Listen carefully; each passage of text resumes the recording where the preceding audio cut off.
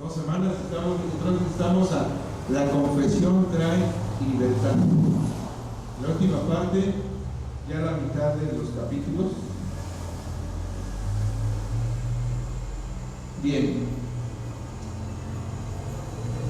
El día de hoy vamos a ver lo que dice aquí, los 7 elementos de la confesión. Pero ¿qué es una confesión? Ahí está la definición que es una confesión. Si quieres esta cámara para que estés viendo de frente, no te cases. La confesión es cuando Dios abre nuestros ojos para ver cómo hemos pecado contra los demás. Esa es una confesión. Tengo que decir qué he hecho yo dentro de un problema. Estamos hablando de conflictos, eso no tenemos que perder de vista. Tengo que decir cómo he estado yo involucrado o en qué he participado yo en este conflicto. Entonces, la confesión es cuando Dios abre nuestros ojos y podemos reconocer nosotros en qué hemos fallado o qué hemos hecho dentro de ese conflicto. Simultáneamente nos ofrece un camino para encontrar libertad de nuestras faltas pasadas. Si realmente deseamos hacer la paz, pidamos a Dios que nos ayude a transmitir gracia, reconociendo humilde y plenamente nuestras fallas. A ver, Pablo, allá en segunda carta a Timoteo 2:21, son pocos pasajes los que yo anoté en esta ocasión. Son muy pocos pasajes, no tengo, hay muchos, pero prefiero más bien platicar y ver algunas otras cosas. Timoteo capítulo 2, versículo 2, versículo 21 dice: así que si alguno se limpia de estas cosas, será instrumento para honra, santificado, útil al Señor y dispuesto para toda buena obra. Si uno aprende a confesar y reconoce en qué ha estado involucrado en un conflicto, dice la palabra, versículo 21, si alguno se limpia de estas cosas, podrá ser instrumento para honra, santificado, útil al Señor y dispuesto para toda buena obra. Entonces, ¿cómo dice el título? Los 7 elementos de la confesión. Es tan importante que nosotros aprendamos, y lo que vamos a ver en esta tarde, cómo tener una verdadera confesión, cómo realmente restaurar mi relación, cómo ayudar a la otra persona o al grupo de personas involucrados. Eso es lo que tenemos que tener en mente como objetivo. Cuando terminamos una clase, tenemos que tener por objetivo es que nosotros cómo lo hemos hecho y qué tenemos que cambiar. Si realmente deseamos hacer la paz, pidamos a Dios que nos ayude a transmitir gracia. Recordemos que la gracia es un favor no merecido, y a veces lo más difícil para nosotros es reconocer. Y si nos han ofendido, dar. Si nos han quitado, dar.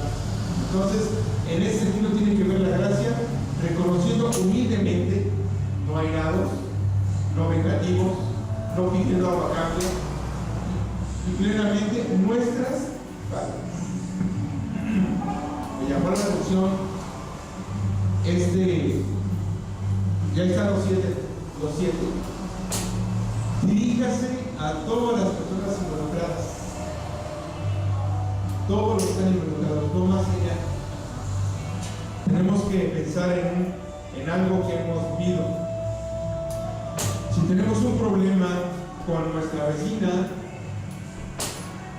del lado, o del otro lado, o del frente, como en nuestro caso, si yo tengo una situación o una diferencia con el vecino del frente porque tiene la música muy alta y no nos deja de escuchar, no le tengo que reclamar al de arriba, ni tengo por qué involucrarme, y voy a hacer ahí un comité para ir a hablar con él. Yo me siento afectado, a mí me lastima, yo tengo que ir, ¿vale? Dice, evite usar sí, pero, tal vez y sin embargo. A veces cuando vamos a una vamos a poner un ejemplo, vamos a poner un ejemplo y vamos a ocuparlo y ahorita lo vamos a desglosar. Tengo una diferencia con el vecino porque no me gusta cómo pone la música. De hecho, cuando le preguntaron. Pero yo, en lugar de llegar y pedirle, hablar con él e invitarle a que él baje el volumen porque me lastima, llego y le reclamo: estamos en una unidad habitacional y tienes que respetarme. Va a empezar una agresión. Y estoy subiendo unos ejemplos. Y después, si yo le digo: si te ofendí, yo lo mandé que apagara las cosas. Porque le estoy mandando e imponiendo lo que yo creo para mí es correcto.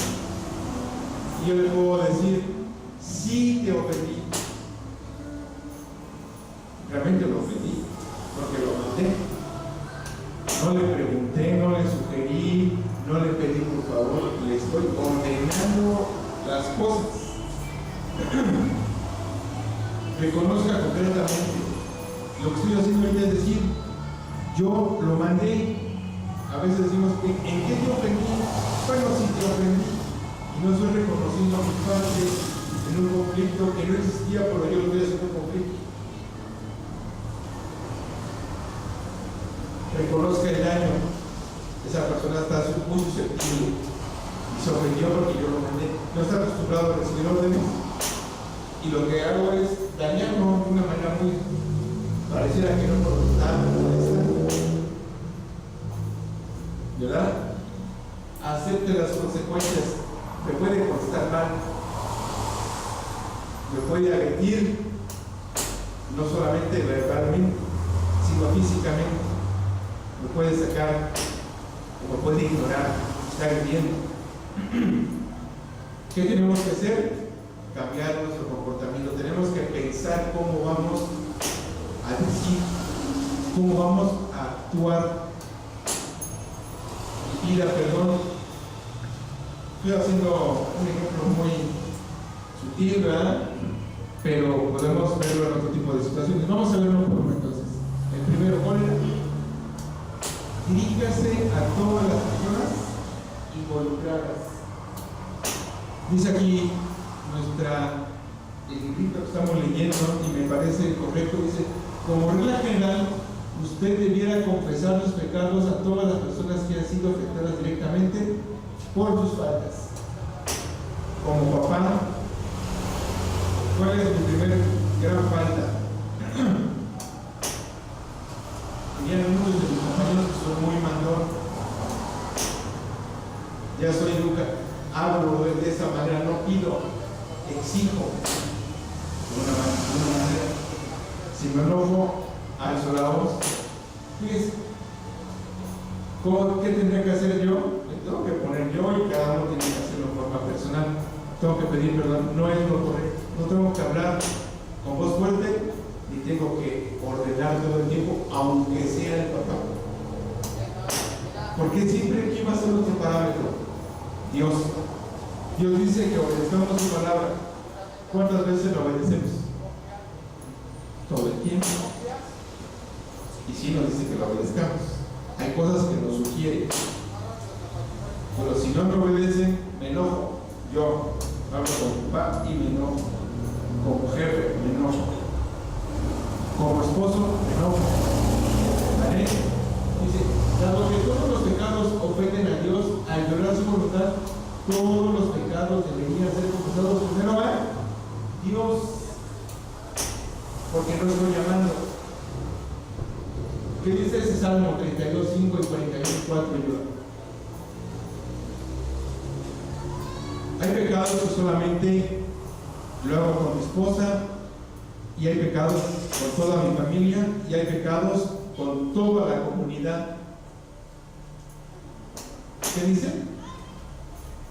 Mi pecado te declaré, no encubrí mi iniquidad.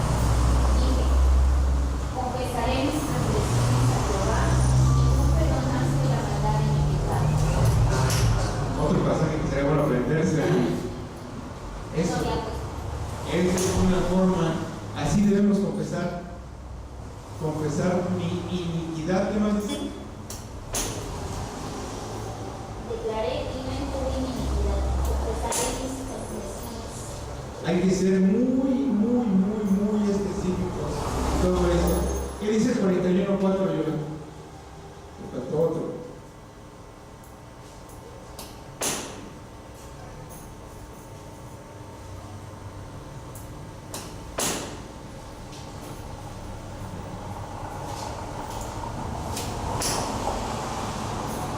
Yo dije, Jehová, ten misericordia de mí, sana mi alma, porque contra ti he pecado. Algo que aprendemos en esos dos versículos y que nos estamos aprendiendo de memoria y que nos aprendimos es que tenemos que confesarnos y apartarnos primeramente a Dios. Y dice aquí, esta enseñanza el día de hoy, a los que hemos ofendido, a todos, no solamente a los que me caen bien. Con los demás no me importa tener una buena relación, por eso no digo nada. A todos los que están involucrados, si es personal, y si es en comunidad. Un pecado social involucra palabras o acciones que realmente afectan a otras personas. Hace poco, cuando estábamos en la iglesia y festejaron el día de las mamás, si no estoy mal, yo decía,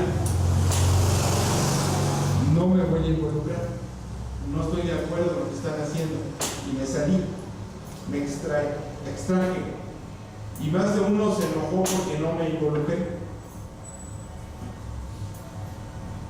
Y nosotros, como servidores, como personas públicas dentro de la iglesia, conocidos dentro de la iglesia, tenemos que evaluar nuestras acciones. No puedo enojarme y salirme. Prudencia. Y si lo hice, hay que pedir perdón, ¿no? Eso está hablando. Un pecado del corazón tiene lugar solo en nuestros propios pensamientos y no afecta directamente a otros. Un deseo malintencionado. Lo contrario, Que son las dos partes. El otro es, yo estoy deseando hacer algo y lo puedo o no llegar a hacer. Si no lo hago, solamente son mis pensamientos. Y si no reacciono, me lastimo a mí mismo también. Cualquiera de las dos solamente me afecto a mí mismo. Su confesión o nuestra confesión debe llegar tan lejos como la ofensa. ¿A cuántos ofendí? A esos tantos debo confesar que los he lastimado. Eso me llamó la atención. Es una frase importante. 2. Evite usar sí, pero tal vez y sin embargo. Eso lo que nos lleva a decir, no tuve nada que ver. No estoy aceptando la parte del pecado. Estoy excusándome. Así dice, ¿verdad? La mejor forma de arruinar una confesión es usar palabras que desplazan la culpa hacia otros o que parecen minimizar o excusar su culpa. Si te ofendí, ustedes deben estar atentos cuando oran mucho. Señor, si te ofendí, perdóname. No están creyendo que ha pecado. Primeramente a Dios. O cuando van, bueno, si te dije una mala palabra, si tú crees que las cosas fueron así, bueno, perdona, te pido que me perdones. Eso no es correcto. Yo hice tal cosa y contesté y te agredí y te dejé de hablar y te hice mala cara y te torcí la boca como alguien que yo conozco, ¿verdad? Claramente esta no es ninguna confesión. Realmente es una declaración superficial pensada para lograr que alguien lo deje de molestar o para romper una relación. Como no quiero aceptar mi culpa, prefiero que las cosas se queden así. No voy a aceptar mi culpa. Si te ofendí, hiciste tal cosa, yo como afectado voy a llamar en ese sentido, y me vienen y me dicen esto, ¿sabes qué? Prefiero no volverte a hablar. No te creo, porque no es cierto lo que estás diciendo. En ese sentido a esto. El sí anuncia la confesión. Si te ofendí, ya no estás. El pero tiene la capacidad de cancelar todas las palabras que proceden. Pero, si hubieras hecho esto, no te hubiera contestado mal. Pero, si hubieras dado otra cosa, yo no te hubiera contestado tampoco. Todo lo que siga ya está arruinado. Dice 3. ¿Cuál es el 3? Reconozca concretamente. O sea, no podemos decir, como luego lo comento yo, oro y 1, 2, 3 por todos. Señor, te pido perdón por todos mis pecados. Punto. Por eso es cuando yo oro, pido perdón por mis palabras ofenden, mis ojos ofenden, mis oídos ofenden, mis manos, mi cuerpo, mis pensamientos, mi corazón ofenden. Por eso yo oro la oración de confesión en ese sentido, que reconozcamos nosotros en qué momento lo hacemos. ¿Sale? Dice, cuanto más detallado y específico sea, cuanto más haga una confesión, más probabilidades tendrá de recibir una respuesta positiva. Aquí le estamos pidiendo perdón a una persona. Debe ser a Dios, pero también lo hacemos con una persona. Y le tengo que decir, sí, te hice mal la cara, te contesté mal, te hablé con voz fuerte, alta, pasado del tono, te ignoré por completo, hice las cosas para no tener pleito. Este tipo de cosas, todas ellas deben decirse en una verdadera confesión. Si no, pues no hay confesión. El día de martes escuchábamos un mensaje. Si no lo confiesas y no quieres restaurar esa relación, dice, no eres cristiano. Si no quieres obtener el perdón por restablecer esa relación, no quieres, y das pauta a que te digamos que no eres cristiano. ¿Por qué no tenemos que reconocer delante de Dios que hemos pecado? Y si el primer paso para restablecer nuestra relación con Dios es que confesamos nuestro pecado, no queremos una relación con Dios, mucho menos con los demás. Así dice su palabra, ¿no? O sea, ¿cómo puedes decir que amas al que no ves, y al que ves no le amas?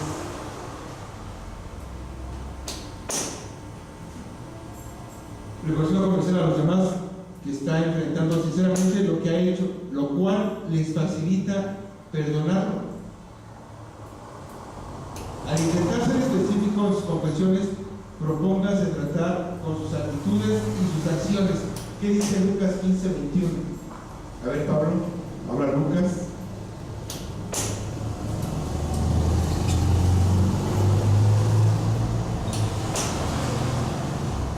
El hijo le dijo, Padre, he pecado contra el cielo y contra ti, y yo no sé digno de ser llamado tu hijo. ¿Cómo debe ser nuestra confesión? Dijo el hijo, he pecado contra el cielo, contra ti. Ya no puedo ser llamado tu hijo. Está aceptando dos cosas: que ha fallado a Dios, ha fallado a papá, y que él perdió la relación con ambos. Ha perdido la relación, y por eso decía yo, nosotros todo el tiempo tenemos que ver nuestra confesión si realmente queremos restablecer nuestra relación con otra persona. En ese sentido va nuestra confesión. Si yo no quiero restablecer la relación con otra persona, no voy a confesar mi culpa, mi pecado. No lo quiero. Me importa un comino lo que pienses. No quiero restablecer mi relación contigo. Eso, cuando lo lee uno y lo entiende uno, claro que llega a dar vueltas en la cabeza muchas cosas. No solamente mías, de otros. Entonces, no quieren establecer una relación personal. Y eso me llama mucho la atención. Porque no tienen a Dios, y Dios es un Dios de amor, un Dios perdonador. Y de veras que cada vez, históricamente hablando, una persona va a acercar al Señor, confiesa sus pecados y lo hace de constante. ¿Cuántas veces debo perdonar? 70 veces 7. Y no hay una condición, si me hizo, si hizo, es gracia. El perdón está relacionado con la gracia, nada más. Lo que estábamos leyendo con la oveja perdida. Algo nos debe llamar la atención en el pasaje que leímos. ¿De qué habló primero? De la oveja perdida. ¿Y por qué se pone feliz? Porque tiene una, y no las 99. Es más feliz por una que por 99. El encontrar, restablecer una relación más importante. Si realmente esa oveja perdida es importante para ti, porque enseguida viene, si tu hermano y quieres reconciliarte con él, te ha ofendido, búscale, trata de volver a restablecer esa relación con esa persona, si realmente es importante. Si no, nos damos cuenta que entonces no es importante para ti y no quieres obedecer a quién, a Dios. No quieres obedecer a Dios. Y ayer decía el predicador, bueno, hermanos, es más duro, no eres cristiano. No te nombres cristiano. Es bien duro. Siguiente. Reconozca el daño. A veces no nos damos cuenta del daño que causamos a la persona. Y por eso no podemos pedir un perdón sincero. Un perdón tan amplio, decía, ¿cómo dice la primera frase? Al final de la primera parte es, ¿qué tan grande o qué tan amplio tiene que ser nuestra confesión? Tanto como fue nuestra ofensa. Y a veces queremos decir, perdónanos. Y seguramente pude haber violado, matado, secuestrado. Fíjense ustedes, no es tan fácil ese tipo de pecados. Y a veces queremos decir, perdóname. Nada más, así, perdóname. No es así nada más, perdóname, porque no está reconociendo lo que ha hecho en la vida de los demás. Todo lo que ha perjudicado, no hay quien esté midiendo, él o ella pues no está midiendo las consecuencias. Lo hice y no me importa. Así soy yo. Dice, si usted quiere que una persona responda positivamente a una confesión, propóngase reconocer y expresar pesar por haberla lastimado o afectado. Debo reconocer que le hice mucho daño. Mucho daño. Los doctores, cuando una persona está muy enferma y le dan pastillitas para el dolor y no le dicen que está con una enfermedad de muerte, pobrecito, voy a tener amor y compasión por él.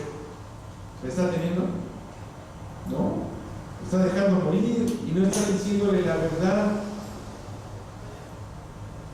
Así nosotros pareciera que queremos tener un curita cuando realmente no necesita un curita.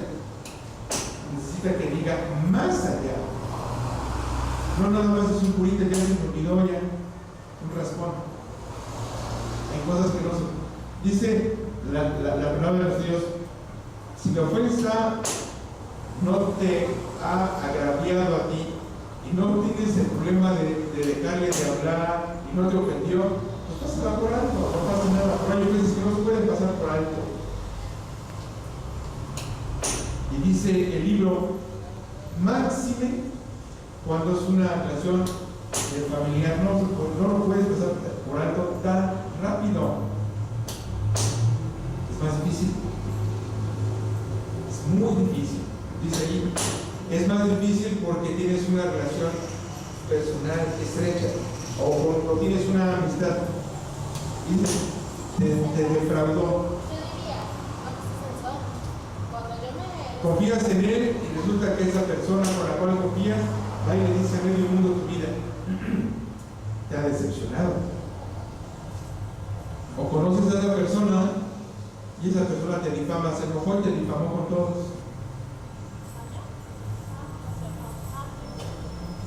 Y todos te llegan y te dicen todo. Algo me sucede muy peculiar en el trabajo. Hace 8 años, y más que 9.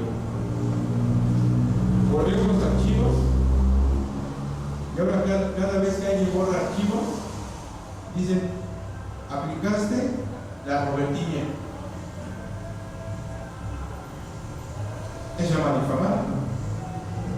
Todos dicen, que ya es broma, pues, pero a veces platicamos, nosotros podemos decir, cierta persona parece que es de otro tipo de vida, pero no conocemos las circunstancias. Si nos platicamos con alguien más, estamos difamando. Porque lo que yo creo, a veces ese tipo de cosas no están bien. Me han hecho reflexionar estas enseñanzas acerca de mis palabras.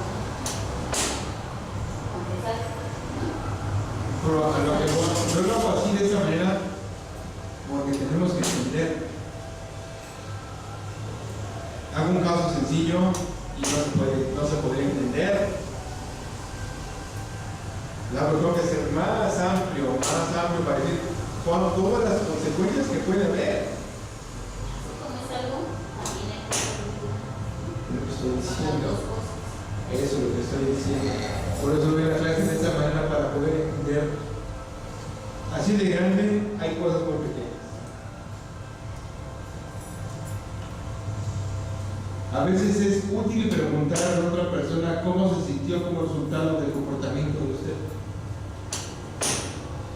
Esto es especialmente acertado cuando se sospecha que la otra persona se sintió dolida profundamente por su conducta o se muestra reacia a decirse. Hay cosas de todo tipo, pero a lo que voy es que tenemos que reconocer el daño, sea pequeño o sea grande. Lo que estoy diciendo también es que a veces no medimos las consecuencias. Pero obvio, mientras más pequeño, son consecuencias pequeñas. Mientras más grande, consecuencias mucho más grandes. Y la otra parte que sé yo, hay cosas que no son tan relevantes y ya nos sentimos por todo. Hay cosas no tan relevantes. Y que a veces no las queremos pasar por alto porque dice el relacionismo, somos muy sentidos. y de todos los equipos. Hablaste, pero eso no es grave. Y así lo vimos clases pasadas.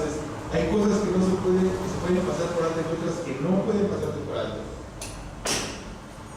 La difamación, el robo, no es tan fácil pasarse por alto.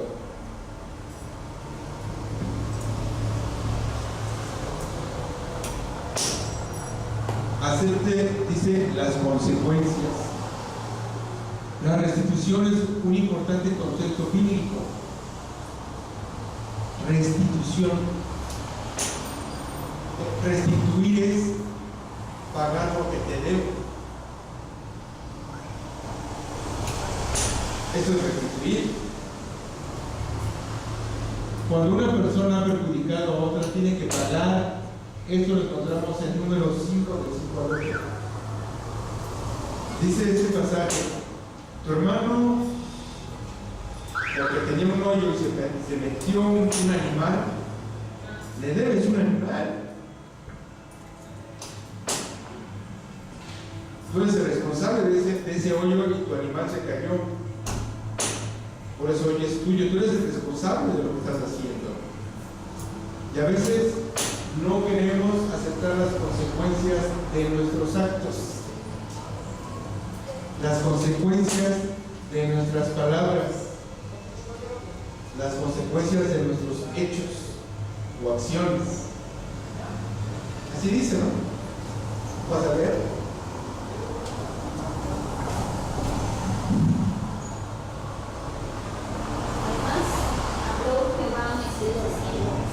Diga a los hijos de Israel, el hombre o la mujer que cometiere algún de todos los pecados que vayan contra Jehová, delinque, aquella persona confesará el pecado que cometió y compensará enteramente el daño y añadirá sobre ello la quinta parte, y lo dará a aquellos contra quien pecó. Si aquel hombre no tuviere pariente al cual sea resarcido el daño, se dará la indemnización del agravio a Jehová, entregándola al sacerdote, además del primero de las expiaciones, con el cual hará expiación por él. Va más allá.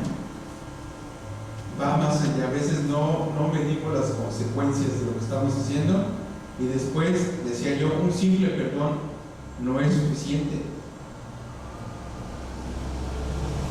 Una persona que ha matado, yo te puedo perdonar porque mataste, pero el pago es la cárcel.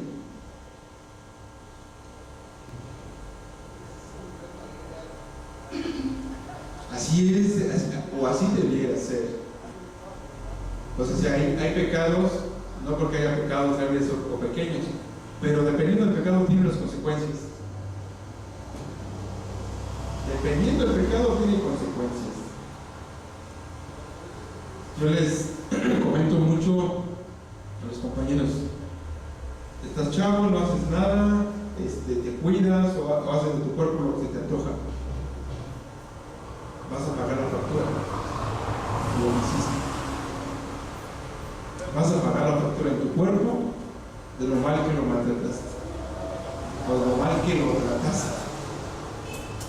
Y eso no lo medimos. Esas consecuencias no las medimos. Yo me veo reflejado y veo que pagas por todo lo que hiciste. Tu cuerpo está pagando, mi cuerpo está pagando por la manera de haber vivido. ¿Me quejo? No. Y hay quienes andan solos, solas, y no me quieren, pero al fin del día eso es lo que han cosechado y cultivado. Se han dedicado a cultivar eso y después preguntan: estoy pagando con creces, pero no hemos aceptado nuestra culpa. No hemos aceptado nuestra culpa y creemos que estamos bien y creemos que estamos pagando. La restitución produce varios beneficios. En la medida que puede hacerlo, restablece a la parte perjudicada a su posición anterior. Realmente está convencido que me hizo daño y me está restituyendo. Siendo que tu perdón es verdadero, tu También beneficia a la sociedad al hacer que un comportamiento nocivo no sea redituable. A veces esa parte no la entendemos. Hay una persona que se dedica a tomar y tomar y tomar y tomar, es un mal aspecto para la sociedad. Y molesta a las personas, y les pide dinero, y se queda dormido en el suelo, muchas cosas. Al momento que él dice, voy a restituir, y cambia su actitud y su forma de pensar y de hacer y de convivir, de eso está hablando, ¿no? Totalmente bueno a la sociedad. También beneficia a la sociedad al hacer que su comportamiento nocivo no sea redituable, se sigue haciendo más y más y más consecuente, o más consecuencias. ¿Qué más tenemos aquí? Además, da al ofensor una oportunidad para enmendar el pecado y demostrar mediante acciones que le hace ser restaurado a la persona perjudicada y a la sociedad en general. Si realmente estoy haciendo una confesión verdadera, real, mis acciones lo van a verificar.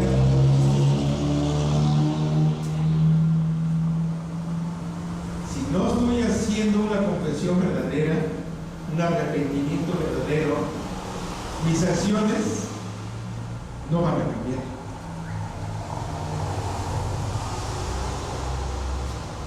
Es consistente con el perdón. Perdonar los agravios de otra persona significa que usted no pensará en ellos, no los usará en su contra, no hablará a los demás de ellos, no dejará que se interpongan en sus. Ese es el verdadero perdón. Decía un comentarista, ¿qué sucede cuando tienen diferencias? Y no puedo perdonar a él. Y no lo puedo perdonar, y no lo puedo perdonar, y no lo puedo perdonar. Y llega el consejero le dice, imagínate que Dios te dijera eso. Te voy a recordar todos tus pecados. Todo el tiempo. No te puedo perdonar por eso. Y te lo voy a recordar todo el tiempo. ¿Dios perdonó? Pues no. Dios no perdonó, porque si te está diciendo eso, nunca me va a perdonar. Si Dios actuara como nosotros actuamos, pero Dios no actúa como nosotros actuamos. Entonces, tenemos que tomar como medida o como base de partida el tipo de perdón que Dios te ha dado. ¿Cómo te ha perdonado Dios? Completo, completamente. No te está recordando lo que hiciste o dejaste de hacer, ni te trata de acuerdo al pecado. Te perdonó. Y dice, así como está de lejos el oriente del occidente o del poniente, así aleja el pecado de nosotros. Y dice otro pasaje, hasta lo profundo de la mar, hasta allí echa. ¿Cuántas veces lo vas a ver? ¿Cuántas veces se va a acordar? En ese sentido es cuando nosotros damos el perdón. Porque una persona está pidiendo perdón y la otra persona es la que recibe el perdón, y si lo otorga, quiere decir que ya no lo va a estar recordando, ni lo va a usar para lastimar, y no lo va a decir a los demás.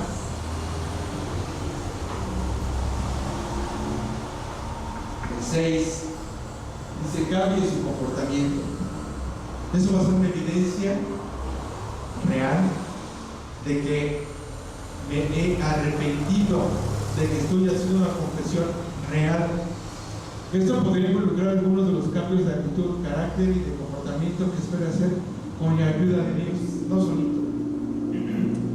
Usted podría mencionar que piensa reunirse con su amigo, líder de iglesia o consejero que pueda darle consejos y hacer que rinda cuentas por los cambios que espera hacer. La recomendación es que haya una lista. Yo sé que estoy mal en esto, en esto y en esto, y lo tengo que anotar y tengo que decirle a alguien al quien le voy a entregar cuentas que estoy cambiando o cuánto estoy avanzando, para que se vean reales y medibles mis cambios. Un plan escrito para el cambio tiene varios beneficios. Demuestra que usted toma el asunto en serio y está dispuesto a dedicar un tiempo sustancial a planificar cómo cambiar. No solamente, pues voy a dejar de decir los días. Y ya. Si decía 10, lo correcto es voy a dejar de decir hasta que llegue a ser 9, 8, 7, 6, 5, hasta llegar a 0. Voy a dejar de enojarme tan seguido, o de molestarme, o de gritarme tan fácilmente. De 10 veces que lo hacía, hoy en esto, es un cambio.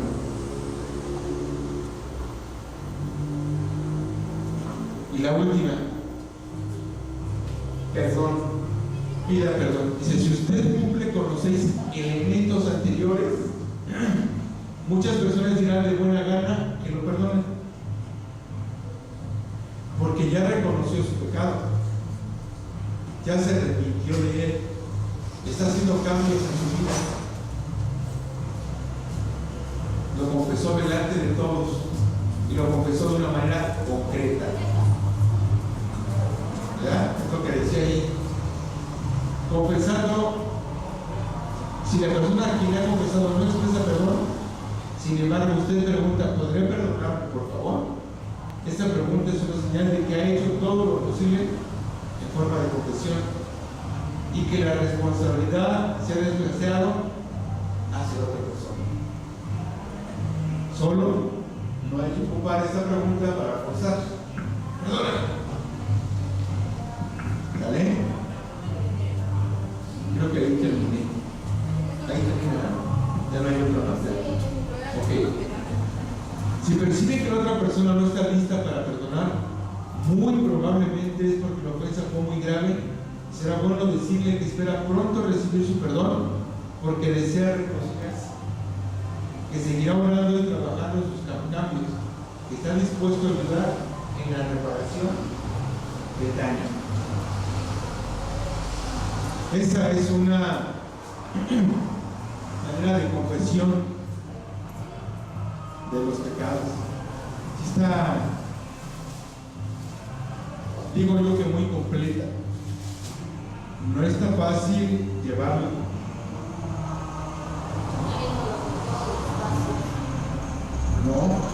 No está tan fácil. Son 7 pasos. Son 7 pasos que en realidad nos van a ayudar. Voy a regresar todos para que recordemos todos. Ahora, ¿dónde quedó?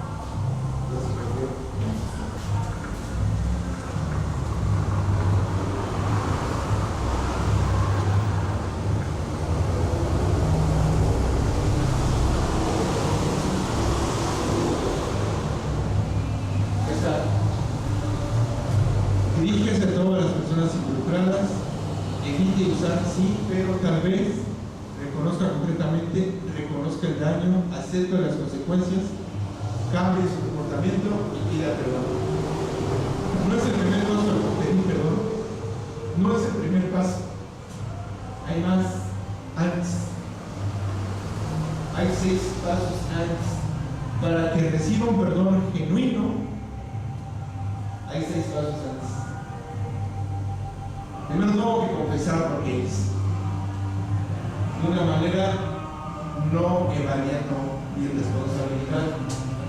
Tengo que reconocer directamente en qué fallé. Sé que hay consecuencias por lo que hice, ¿verdad? Estoy dispuesto a cambiar y una vez que haya hecho esto, podré pedir que me perdonen. No está fácil. No está fácil. Espero que a mí en lo personal me ha hecho reflexionar mucho. Como decimos cuando estamos predicando, al primero al que nos habla Dios es a uno mismo. Quiera Dios que